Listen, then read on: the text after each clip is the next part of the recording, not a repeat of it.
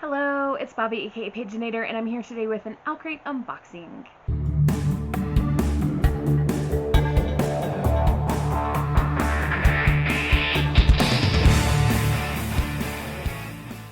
We have a new Owlcrate box. They have a new design, and it's very nice.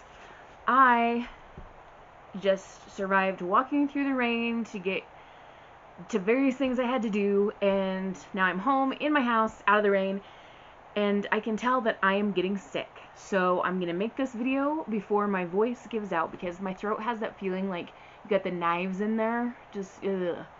So hopefully I don't lose my voice because every time I get sick that seems to be the first thing to go. Cross your fingers for me. Let's take a look just at some of the, like I said, they have a new box design, and this is kind of cute. Hidden Magic, Forbidden Love. That's kind of fun. And this is the September Owlcrate box. We just opened the August Fairy Loot in the last video. If you can see the shining light over this shoulder, it's Sheldon the shark. He's super excited, and he's so excited that he's so bright you can't hardly see him, like the shape of him. But anyway, our theme this month is Drown Your Secrets. So we'll set aside the spoiler card and get rid of these little paper wigglies.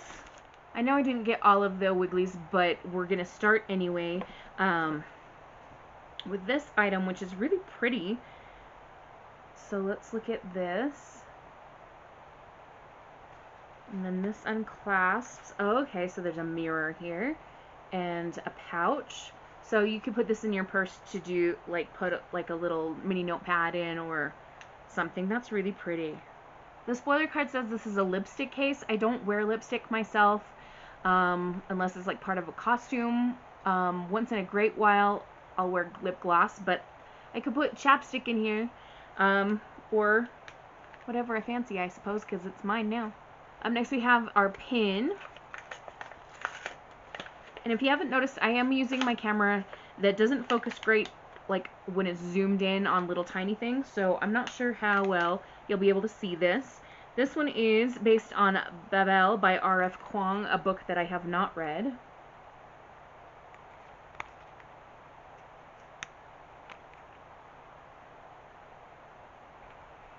So inside it says an act of translation is an act of betrayal. I should probably read the book and then I'll know what that reference is, but okay. We have some tea. This is called the Bodleian Library Tea. Decaf Ceylon tea, natural cream flavor, white cornflowers, and chamomile. It's gluten-free, nut-free, dairy-free, and decaf. Yeah, it has some steeping instructions. Inspired by a discovery of witches. Of course, being the Bodleian Library, which is a real place, but in the discovery of witches, that library is really important. So there you go. You can take a look at the packaging. And this is by Riddle's Tea Shop. I've received teas from them before, and they always smell really nice. I don't always drink them, but I will like tea dye some paper or something if I'm not going to drink it. Alright, we've got this pouch, and there's something with corduroy on it. Okay, it's a tote bag. It's got plastic lining on the inside, and then it's just this gray corduroy, and this says Excientia Otio. We'll have to consult the spoiler card on what that's meant to be. Okay, so this is inspired by A Lesson in Vengeance, which I did read, but not since a long time ago, I think. Am I thinking of the right book? Ooh. Alright, this item, we're going to take it out of this plastic here. Okay, so we've got a journal. Gods of Our Own Universes is what it says here. And in the back it says, the problem with knowledge is its inexhaustible craving. That's really pretty. Oh, yay, we have dot grid pages. I love dot grid pages. Love them. Very bullet journal-y. And it does come with a ribbon bookmark, which is also very nice. The description on the spoiler card says, this month's faux book journal is the third in one of our 2023 collections, featuring in-universe references. Each journal will be sure to transport you to a different literary universe. This month's journal pays homage to the Alexandrian Society in the Atlas VI, and has been designed with love by lichen and limestone. I know I haven't read the Atlas VI, so I don't know exactly what this means, but it's still a pretty journal, and I'm still going to use it. Next item is the book. I've seen that it's the book, but I haven't like really concentrated on looking at it specifically, so we're going to see it together. A Study in... what? A Study in Drowning. Okay, by Ava Reed. Alright, it is now out of the plastic, and we can see the back side here. The only enemy is the sea. We have printing on the cover and the back cover as well. And this says, I was a girl when he came for me, beautiful and treacherous, and I was the crown of pale gold in his black hair. Okay.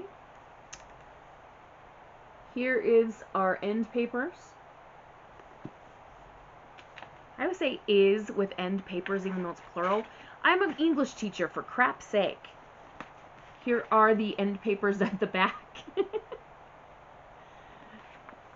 Okay.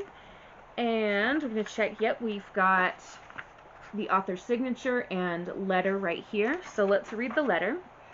Dear reader, is there a book that feels like it was written for you? A book that seems to know you in some soul-deep way? A book that seems somehow to love you as much as you love it?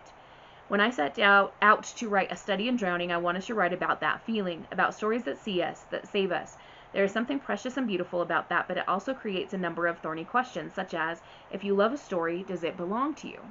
A Study in Drowning, it's about possession, the possession that a lover feels over their object, a storyteller over their story, a scholar over their subject. It is a love story, not just between Effie and Preston, but between Effie and Angarad, the book that pulls her from the dark. I hope that this book is that book for some of you.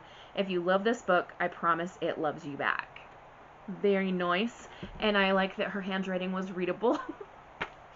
I always struggle with that. Okay. On the dust jacket, we do have a reverse one here. Alright, so I don't know if you could read the words, but of course it says A Study in Drowning, Ava Reed, and then where the back cover would be, it says, it began as all things did, a girl on the shore, terrified and desirous. Dust jacket synopsis. Effie Sayre has always believed in fairy tales. She's had no choice. Since childhood, she's been haunted by visions of the Fairy King. She's found solace only in the pages of Angarad, Emrys Mirrodin's beloved epic about a mortal girl who falls in love with the Fairy King and then destroys him. Effie's tattered copy is all that's keeping her afloat through her first term at the prestigious Lyrian Architecture College. So when Mirrodin's family announces a contest to redesign the late author's estate, Effie feels certain this is her destiny. But Heriath Manor is an impossible task, a musty, decrepit house on the brink of crumbling into a hungry sea. And when Effie arrives, someone else has already made a temporary home there. Preston Hillary, a stodgy young literature scholar who is determined to prove Effie's favorite author is a fraud. Ooh.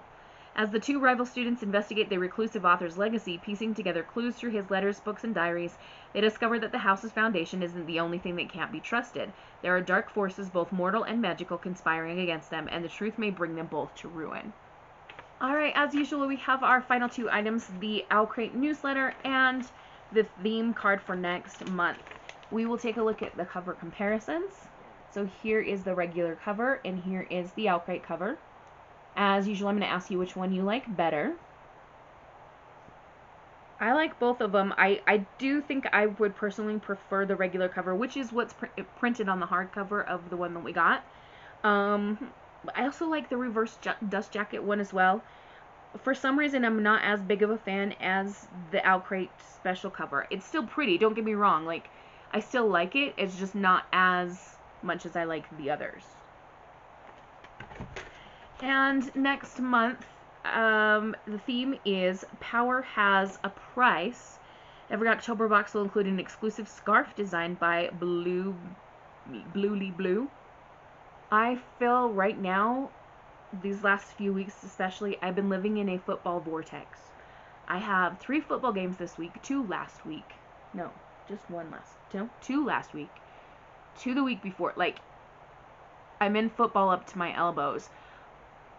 Fortunately, one of the ones this week is already over. Was the junior varsity game. I took pictures at last night. And then the one I have on Thursday is middle school, and I'm just watching that one, supporting my students. I don't have to take pictures there. But then I've got a big varsity game playing our like biggest rivals on Friday. Ugh, that's gonna be an intense one because people get feelings and get very exuberant in showing their feelings when we play that particular school. So wish me luck there, please. And in the meantime, I am gonna go take some time to rest my voice and hopefully get some reading done tonight. Have a wonderful, magical, and bookish day. Happy reading. Adios.